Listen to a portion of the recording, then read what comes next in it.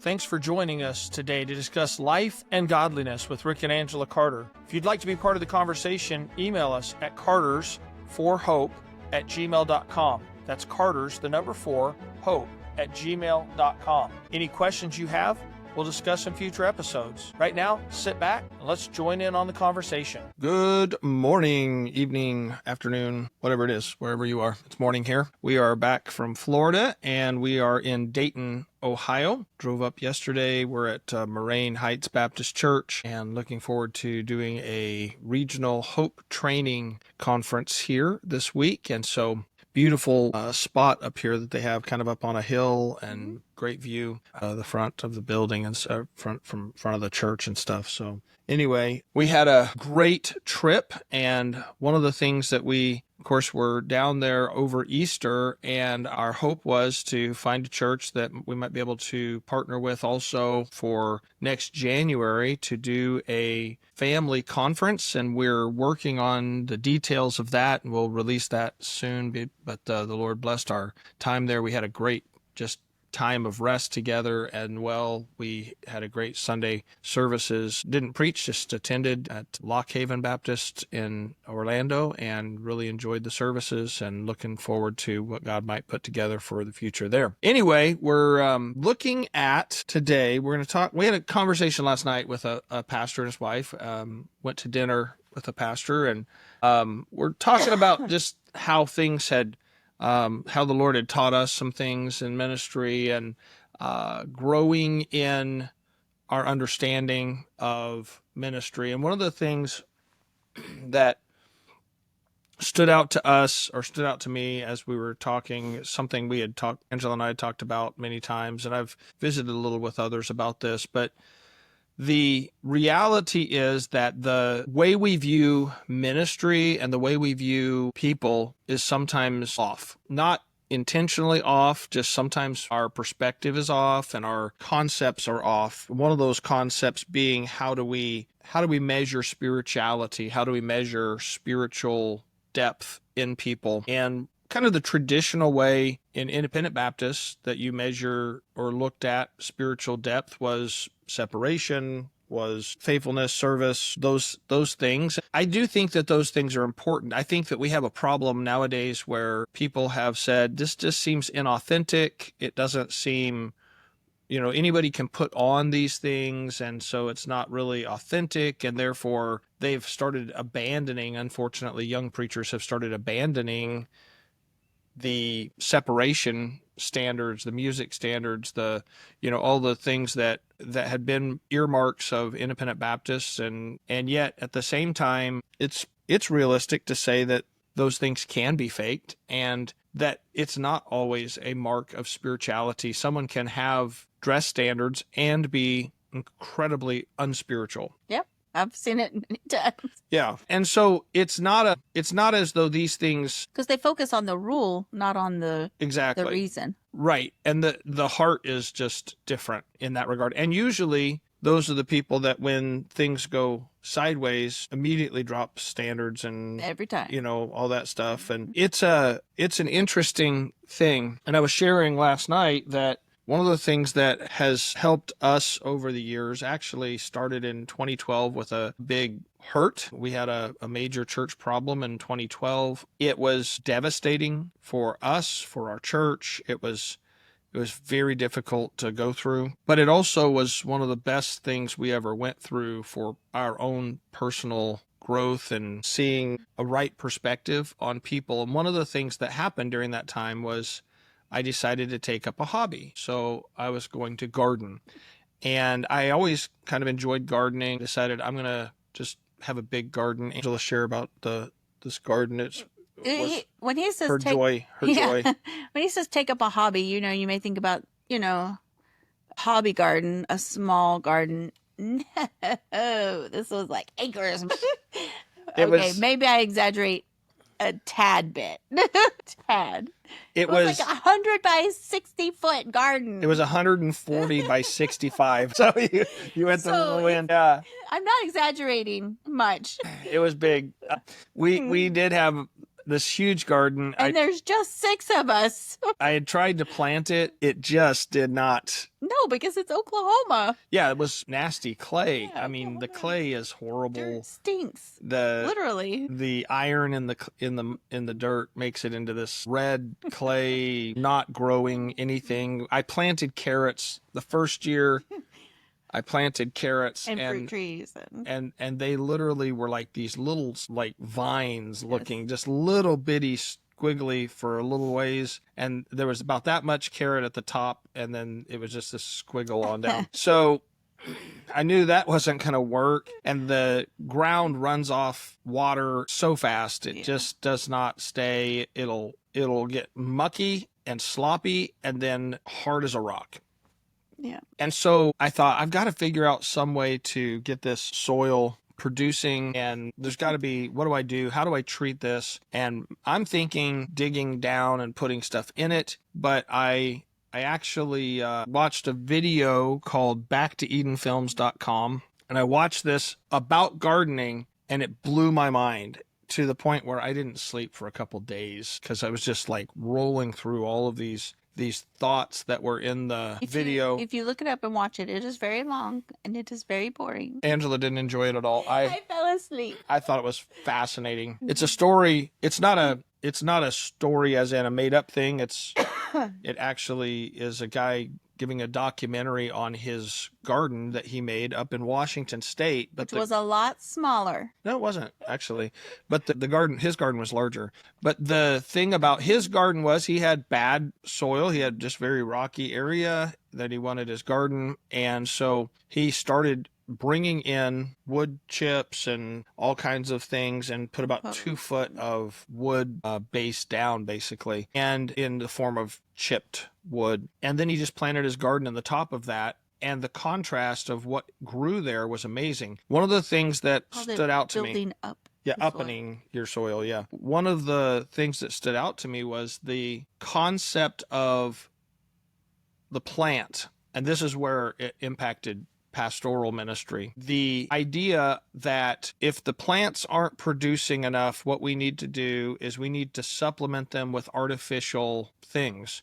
We need to put fertilizer on. We need to put pesticides on, all of these chemicals to artificially stimulate these plants to do what they ought to be doing naturally. And he was talking about how pests attack plants that are dry, that are weak, and they don't attack plants that are healthy and strong and well nourished. And that the well nourished side of it has nothing to do with the fertilizer. It has everything to do with the root system. That a plant that has a healthy, strong root system will be full of water, full of health, and that it's not going to be attacked by the pests as much.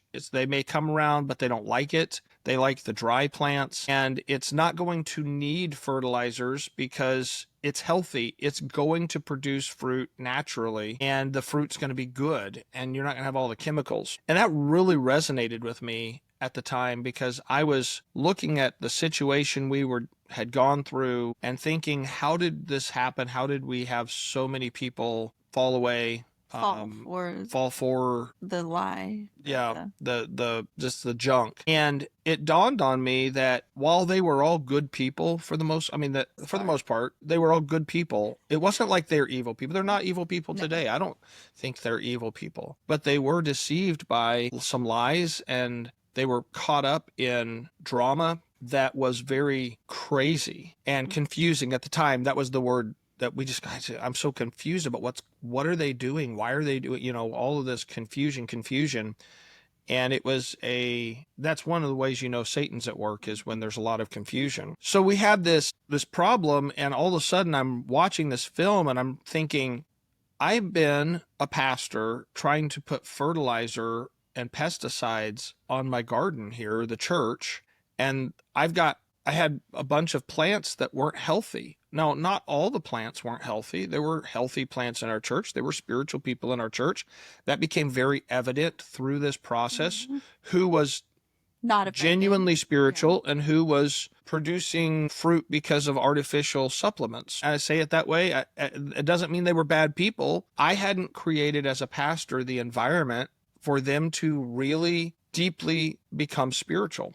And I didn't know that because I was doing what everybody does. I was doing what everyone talks about. It was a normal church function. We did all the things we did that's expected of a church, the way it's expected of a church. Right. We had soul winning. We had the various different ministries that an independent Baptist church typically has. And I was trying to force everyone into service because I know service is an important part of spiritual growth, but I wasn't understanding that different plants need different nutrition. Some plants thrive in a different environment. When you look around our culture, our world, you see so many different species of plants in various different places. And well, these plants grow well here and those plants grow well there. And we misunderstand the reason for that maybe because we think, well, I ought to be able to grow pineapple in Oklahoma. And I don't know why pineapple won't grow in Oklahoma. Man, I wish. It's just not going to happen. But it has not just to do with the climate. It also has to do with the soil, but climate and soil and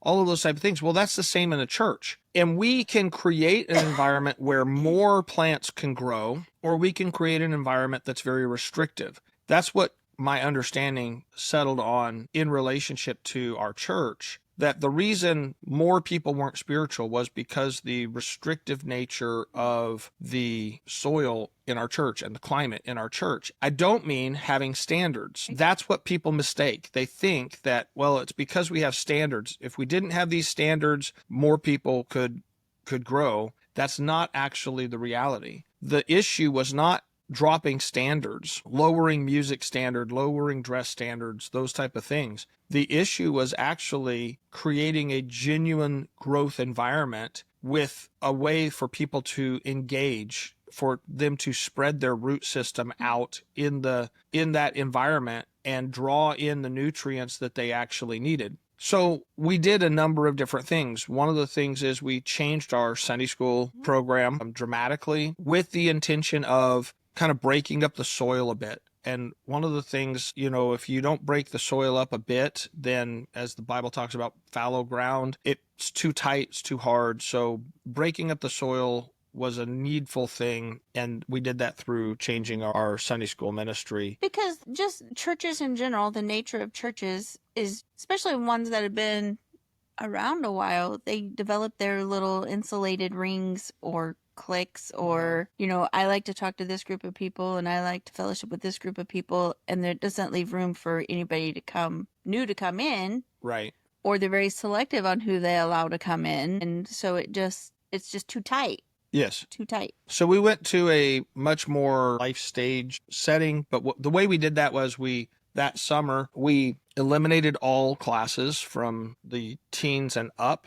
Well, I think that summer we eliminated all classes. Yes, we did men and women. We did all men, all women. Did that first summer. The second summer we had the... Yeah. So we eliminated all Sunday school classes for the summer only. And we did all men and all women. We did lessons for the men, lessons for the women. And then we reconstituted Sunday school with life stage adjustments and families with young kids, families with teens, empty nesters, right, single ladies, single men, single seniors, the life stage, like the natural life stage of life. Right. So it kind of changed everything. It put everyone out of their comfort zone a bit, so they had to readjust. It put them out. The intention was not to make them uncomfortable. The intention was for them to explore how is their fellowship, how is their engagement with others in the church. It also created a scenario where we had more teachers. One of the things that I wanted to do, and this is one of the areas that I realized as I was studying through this, that people don't grow because they learn more necessarily. In other words, at a certain point, a person learns and doesn't know what to do with it. They have knowledge that they don't apply. Unapplied knowledge is useless. It's wasted. Growth happens when you have to figure out how to help apply this knowledge to other people. That's the concept of the time you ought to be teachers. You have need one teach you again.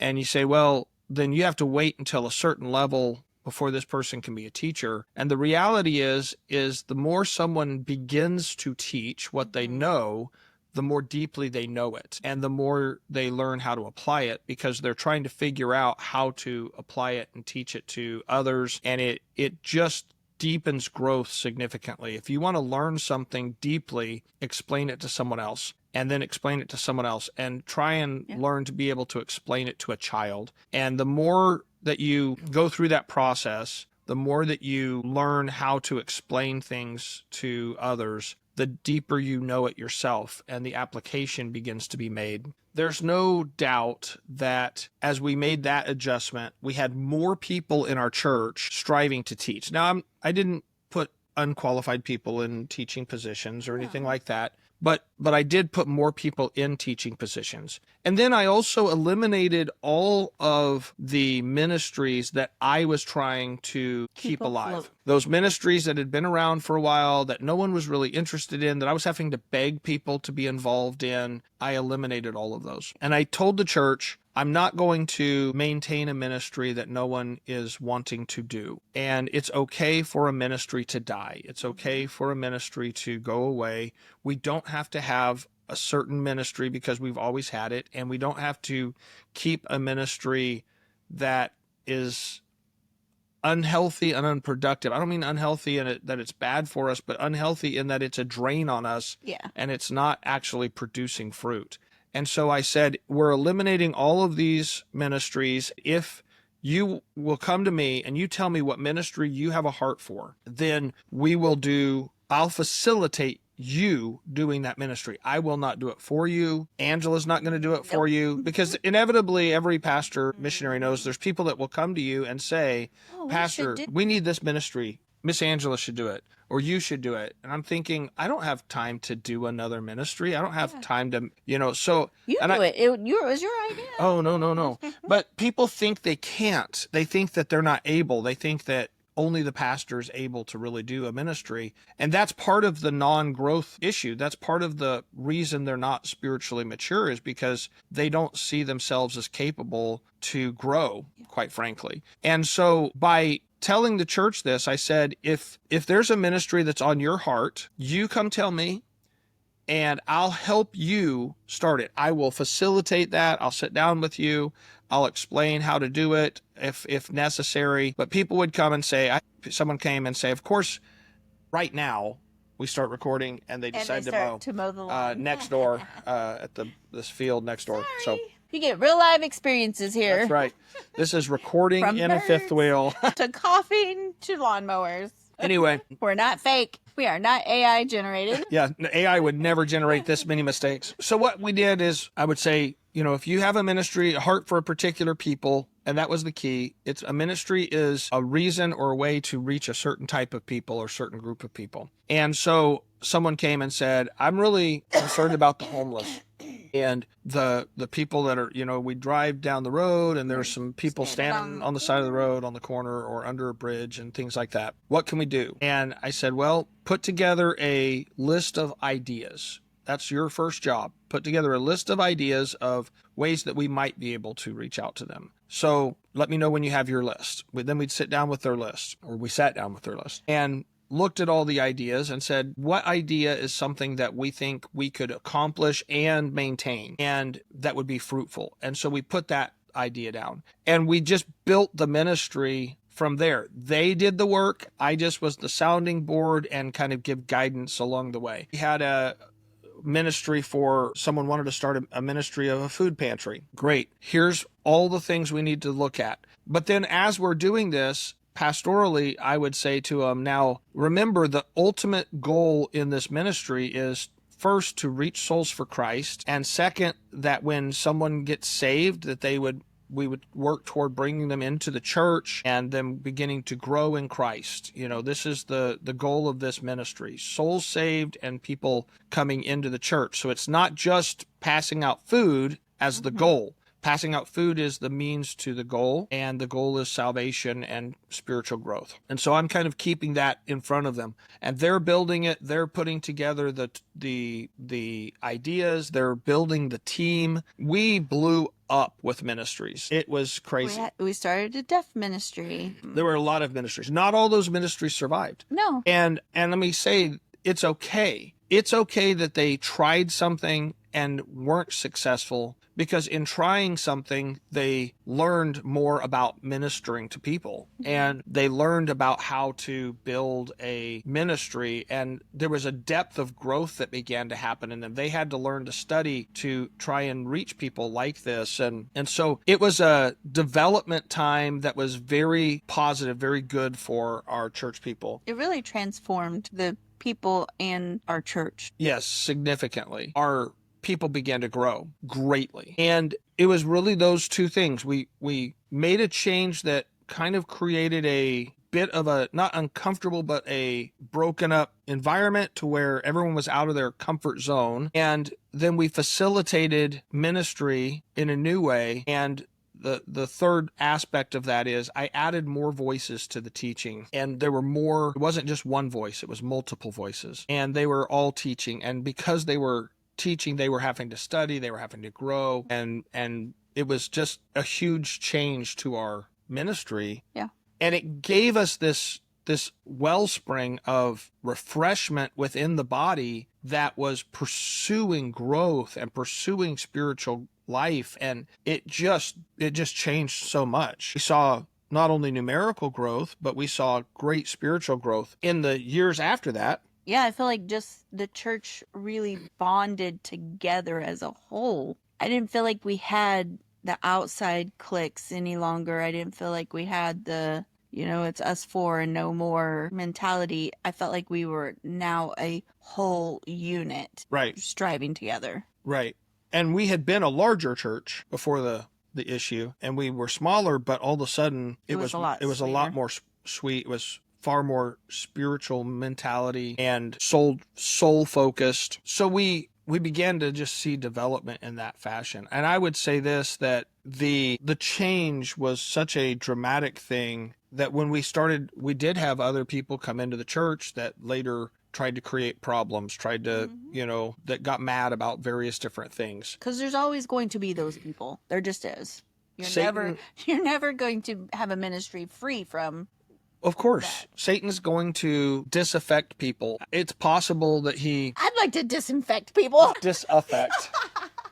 It's possible that Satan sends people into the church specifically to that end. Yes. I don't think that that's necessarily always the most common, but I think that it's certainly something that happens. But I do think that unspiritual people become willing accomplices to his plan. Yes. To hurt the church, because he hates the church. He hates those that are walking with God. He doesn't want souls saved. So, but because we built up the church people, when those people did come in, it was very evident pretty quickly what they were and what their intention was, and it didn't affect anybody. It didn't affect those that were growing spiritually in the church. Which was most everyone in the church. Which in turn helped me. It didn't affect me as much because you could see it was so clear. It was so black and white. These people have evil intentions and the spiritual people are not falling for it, which strengthened me. Yes, because there was definitely a distinction after that. When we had people try and cause contention or strife after that, they weren't successful. They didn't pull people away. No. And it was just a totally different sense after that. And people in the body began to deal with those people as well, right, from a spiritual way. And it wasn't just the pastor trying to, it wasn't just us, quell a problem. It was spiritual people dealing with them and pulling them aside and saying, hey, this is an area you need to work on. This is something that I'm concerned I see going on in your life. And because before we would deal with things, it always felt like we were alone. Like we're the only ones that are seeing this issue. We're the only ones that it is no one else spiritual? Is no one else seeing this? Is no one else? It eliminated that feeling because everyone else was like, oh no, we see it, And it wasn't that everybody became trying to be pastor in any fashion, but they changed the spirit, the context of that. So what happened then as a result, and this is where I was wanting to get to, the result of that was that the body became healthy, and we didn't have to try and supplement so much. I didn't have to try and pump them up to do their ministry because they wanted to do it. Was their ministry. It wasn't the church ministry that the pastor's trying to, manipulate us into being involved in. And quite frankly, if you're honest, a lot of times pastors are manipulating and thinking that it's for a good cause because we need people out on visitation. So, hey, only come out soul winning if you really love Jesus. If you don't love Jesus, don't come, And that's a manipulative statement, but we don't understand it that way. In some ways, well, it was a joke. Yes, it is a joke, but at the same time, those type of things can still be manipulation and are. And it didn't any longer require me trying to push everyone into serving and trying to push people to be spiritual. It gave them an environment to thrive in and develop spiritually so that they did become spiritual. Right. And the pests didn't have as much effect on them, and I didn't have to artificially dump fertilizer on the church trying to get them to produce fruit. They just began to produce fruit because that's what healthy plants do. And it was such a tremendous change for us and such a great eye-opening experience for us. Because also, along with all of that, as people began to be spiritual, they did start separating from worldly things. They did start naturally. Naturally, we didn't have to tell them. They started, the giving went up, the involvement, the investment in people, and the level of just joyful holiness. And that's a good term. Yeah, joyful holiness. Joyful holiness was present. Yeah. And sometimes I think holiness as a restrictive, I've got to do these things or I can't do those things, it's not joyful. No. And even just for me personally, I didn't cringe every service, the thought of having to go to church again, on the inside cringing because I'm like, I'm going to have to deal with this or I'm going to have to worry about this or I'm going to have to. It was like, I can go to church and worship with these people and enjoy myself. And be yourself. And be myself. I don't have to be all guarded because they're walking with the Lord. I'm walking with the Lord, and we can serve the Lord together. It's amazing how many pastors and pastors' wives don't enjoy church. Right. Yeah. I didn't for a long time. I dreaded it. I was like, I'm going to have to deal with another person, or I'm going to have to deal with. Right. Because church becomes a place where I only deal with problems. Right. One of the things we said this last week amongst ourselves, I think, I don't know if I said this on the last podcast, but when we were in Florida, we just attended church and we loved it. We enjoyed it. We loved it. We just enjoyed being in church together, worshiping the Lord, hearing the songs, hearing the message, and talking about it afterwards. I think too often people in ministry forget the simple joy of being in church, because it becomes what we do. And I don't mean that a pastor would or a pastor's wife would quit going to church, but I do know many that have. Yeah. They quit going in their spirit. Because it's always just work. It's always dealing with pests. But the problem is not that the church should be that way. It's that it's the way we've done things that have created that scenario. Right. Where we have focused on the wrong side of the equation. We focused on the fruit instead of on the plant. Growth, yeah. Yeah, if the plant's healthy, it'll produce fruit. And if we're so focused on, so that's what I think so much of the compromise has come in, not just in standards and so forth, but also in just the change of direction, the contemporary direction, because we're artificially trying to find fruit. That we want more fruit. So we're just dumping fertilizer on the church and throwing all kinds of stuff at it, trying to make it produce fruit, not realizing that a healthy plant just produces fruit. It's just what it naturally does. And the job of a pastor is to focus on making the plants healthy. Yeah. And it'll all happen if we do that side of the equation. And then we can enjoy going to church. I will say this, I genuinely enjoyed being in church, in our church. And I enjoy being in church in other churches as well now. But I'm going in a different capacity. And so it's maybe easier as an evangelist to go in and enjoy church. But the problem is for preachers, when we go in and we're not preaching, do we enjoy being in church if we're not the one up there doing the preaching? And I'd say for some guys, sometimes the answer is no. Sometimes the answer is no. And you say, well, if the messages were better, you can get something. Yeah. And just enjoying the house of God and the people of God. I think we've lost that to a certain degree, or we run the danger of losing that. And I think a lot of it has to do with just a false perception of what it is that fruit comes from, and or the job of fruit producing. Trees don't try and produce fruit, they just produce fruit. And that when they're healthy, that happens. And it's just something that God really showed us. Yeah. And it was really transformative for us and for the church, and to the point that, like, when the Lord called us to this ministry, it was really hard because I loved our church. I loved going to church. I loved serving in the church. Where before, pre 2012, it was really like, okay, is one of the kids sick? Can I stay home? Do I have to go? Do I have to be involved in this? You know? So, and then it was like, I get to do this now, and I love doing this. And so it really was a huge transformation, just even for us. Yeah, absolutely. Anyway, so, well, those are some thoughts here today. We're actually this weekend going to do a Hope Addiction Training Conference. One of the things we like doing is the fact that we're not doing the same meetings every week. Angela gets to hear different messages.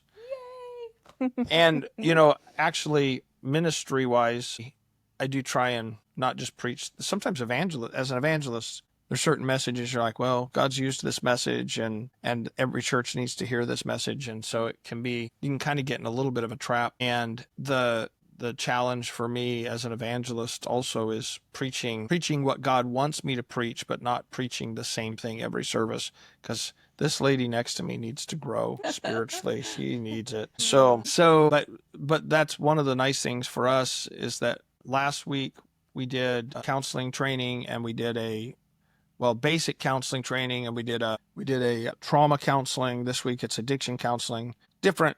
It's counseling, but it's different topics. Yeah. And then next Wednesday, we're going to be over in Pennsylvania for a missions conference. So that's very different. And then we're going to do another addiction conference, but then we're doing a revival after that. And so counseling, various different topics, revivals, missions conferences, and it kind of keeps everything changed up. Family conferences. So it's nice to have some variation week to week in the different meetings. And so we're looking forward to that. And then after that revival, we head west, and we're going to see... It's for the long haul. The long haul. But actually, we were so blessed while we were in Florida. Brother Daniel Ivy, who we're going to do revival for in a few weeks, he used to be a diesel mechanic, and he looked at our brakes on our truck. Because we had started hearing a little squeak. Yeah, and so he looked at that and said, yeah, you definitely need brakes. So while we were in Florida, he redid our brakes and went through all the checks on everything, grease and everything, making sure everything is tuned up and ready to go. So the truck is in good shape